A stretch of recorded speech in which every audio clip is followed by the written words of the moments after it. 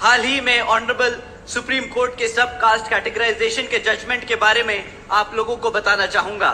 जिसके संबंध में आदरणीय बहन कुमारी मायावती जी ने भी प्रेस कॉन्फ्रेंस कर हम सबको आगाह करने का काम किया है।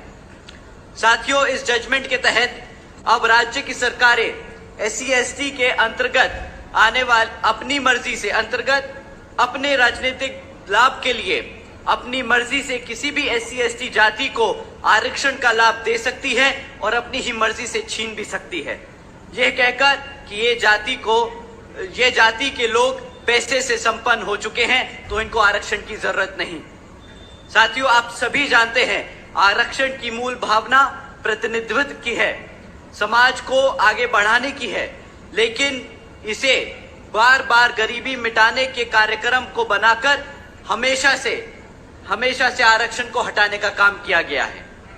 साथियों, भाजपा और कांग्रेस ने सोची समझी साजिश के तहत ये जजमेंट पास कराकर देश से आरक्षण खत्म करने के लिए ये पहला कदम लिया है। आदरणीय बहन जी ने इस फैसले पर सवाल उठाया है और पूछा है कि जिनको आरक्षण का लाभ मिला है, क्या उनकी सामाजिक स्थिति इतनी बेहतर हो चुकी है? क्या उनके साथ आज भेदभाव खत्म हो गया है? साथियों, ये SC समाज को बांटने की शुरुआत है, ये SC समाज की आजादी को छीनने की शुरुआत है, ये संविधान को बदलने की शुरुआत है। संविधान बचाने के नाम पर भाजपा और कांग्रेस मिलकर संविधान को बदलने का काम कर रही हैं। आदरणीय बहन जी ने कहा है कि अगर यहां भाजपा की NDA और कांग्रेस की इंडी अलायंस वाली पार्टियां, जिसमें सपा, आम आदमी पार्टी जैसी लोग पार्टियां शामिल हैं, ये सब अगर चाहें, अगर ये सब में सब हमारे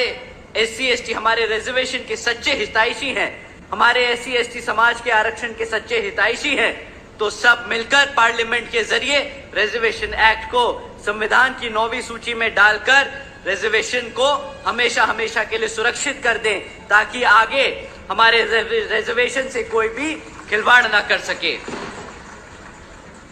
साथियों, यही नहीं बल्कि अब तो बहन जी और BSP की ये भी मांग है कि ये जुडिशरी में भी रिजर्वेशन लागू होना चाहिए, ताकि भविष्य में इस तरह के जजमेंट ही ना आ सके जो हमारे संविधान के आरक्षण को संविधान में रिजर्वेशन के साथ खिलवाड़ कर सके।